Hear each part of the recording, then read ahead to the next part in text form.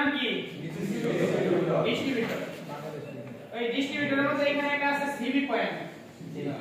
এই সিবি পয়েন্টের গ্যাপ কত? 0.25 mm। আর এটার নাম কি? ক্যাপাসিটর।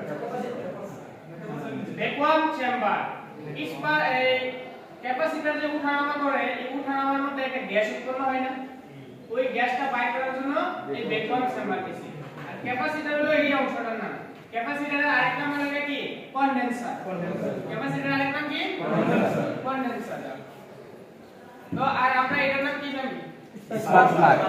স্পার্ক প্লাগের এই অংশগুলোর নাম যেমন টার্মিনাল, ইনসুলেশন, নাট, গ্রুপ, তারপর ওয়াশার, তারপর আছে সেন্টার ইলেকট্রোড, আর আছে গ্রাউন্ড ইলেকট্রোড। এই যে এটার নাম হলো ওয়াশার, এই যেটা ঘুরে। এই ইনসুলেটরটা হলো সিনেমাটিক তৈরি। ইনসুলেটরটা কি তৈরি? এটা এরকম একটা পদার্থ দিয়ে তৈরি করছে যেটা ফুটতো না। আর এখানে যেটা আছে এর নাম হলো high tension lead. High tension lead যেটা এই ডিস্ট্রিবিউটর গ্যাপ থেকে যেগুলো দেব এটা হলো হাই টেনশন লিড। আর যেটা এখান থেকে দেব এই ইগনিশন কয়েলে এটা হলো মেইন হাই টেনশন লিড। আর এই ইগনিশন কয়েলের মধ্যে কয় ধরনের কয়েল থাকে?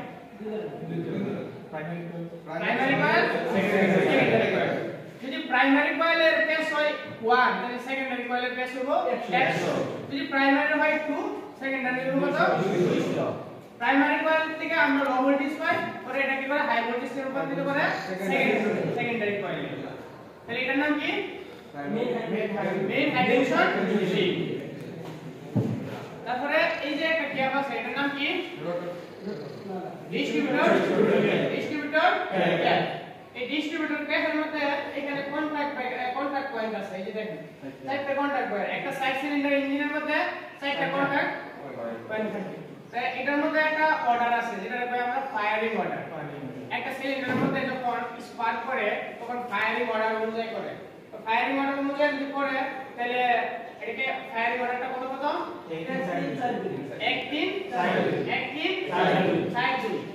প্রথমে করে 1 নাম্বার সিলিন্ডারে, তারপরে করে 3 নাম্বার, তারপরে করে 4, তারপরে করে 2। এই ফায়ারিং অর্ডারটা এই যে ডিস্ট্রিবিউটর রটারের যে একটা ক্যাপ আছে ওই যে দেখেন এটা যখন রটারটা যখন ঘুরবে তখন এই ক্যাপটা কি ঘুরে। তখন এটা কি করব? কন্টাক্ট ব্রেকারে এই কন্টাক্ট পয়েন্টগুলোর মধ্যে কি করব? বাড়ি দিব। প্রথমে 1 নম্বরে দিব, পরে 3 নম্বরে দিব, পরে 4, পরে 2। এটা ওই যে ব্যাটারি থেকে একটা ভোল্টেজ হয়, যে ভোল্টেজটা এই প্রাইমারি কয়েলে আসে তখন প্রাইমারি কয়েলে যখন সেকেন্ডারি কয়েলে হাই ভোল্টেজে রূপান্তরিত করে তখন এটা কি করে 50000 একটা ভোল্টেজ হয়। বর্তমানে নিলে 50000 ভোল্টেজ হয়, কিন্তু আগে আসলে 22000 থেকে 30000। বর্তমানে কি হয়? 50000 ভোল্টেজ বর্তমানে ইউজ করা। তো এই যে ইগনিশন পদ্ধতি কয় প্রকার, মানে ইগনিশন পদ্ধতি কাকে বলে অথবা ইগনিশন কত প্রকার প্রশ্ন কিন্তু আইতে পারে। তা আমরা জানি ইগনিশন কত প্রকার? কি কি?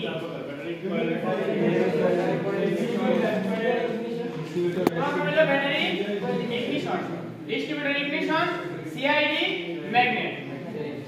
এই যে ব্যাটারি ইগনিশন, এই যে ব্যাটারির মধ্যে এই ব্যাটারিটা কত ভোল্টের ব্যাটারি আমরা বুঝবো কিভাবে? এখানে লেখা নাই, কোনো কিছু নাই, শুধু জাস্ট ব্যাটারিটা আছে, ব্যাটারিটা অনেক পুরান, কিন্তু এটা কত ভোল্টের ব্যাটারি এটা আমরা কিভাবে বুঝবো? এই যে ব্যান্ড প্লাগ আছে, এর নাম কি? Band plug. এই ব্যান্ড প্লাগের প্রত্যেকটার মধ্যে আছে 2 ভোল্ট করে। এই ব্যাটারির মধ্যে 2 ধরনের প্লেট থাকে। কয় ধরনের? 2 ধরনের। একটা হলো নেগেটিভ, একটা পজিটিভ। নেগেটিভ পজিটিভ 2 ধরনের কয়েল থাকে। আর এই প্রত্যেকটা ব্যান্ড প্লাগে একটার মধ্যে কয় ভোল্ট? 2 ভোল্ট। তাহলে 2 4 6 8 10 12। তাহলে এই লেখা নাই, আমরা কিভাবে বুঝি? ব্যান্ড প্লাগের মাধ্যমে এটা 12 ভোল্টের ব্যাটারি। এখানে দুটো টার্মিনাল আছে, এখন একটা হলো পজিটিভ, একটা হলো কি নেগেটিভ। পজিটিভ টার্মিনালটা চিনা এখানে লেখা নাই, তাহলে পজিটিভ নেগেটিভ চিনব কিভাবে? পজিটিভ টার্মিনালটা একটু মোটা হইব, নেগেটিভটা একটু চিকন হইব। এটার মধ্যে যে আমরা পানি অথবা অ্যাসিড যেটা ব্যবহার করি কত ভাগ থাকে? পানি কত ভাগ থাকে? অ্যাসিড কত ভাগ থাকে? অ্যাসিড 40 ভাগ আর পানি হলো 60 ভাগ। অ্যাসিড 40 ভাগ, পানি 60 ভাগ। এই দুইটা মিলে কি অ্যাসিড হয়?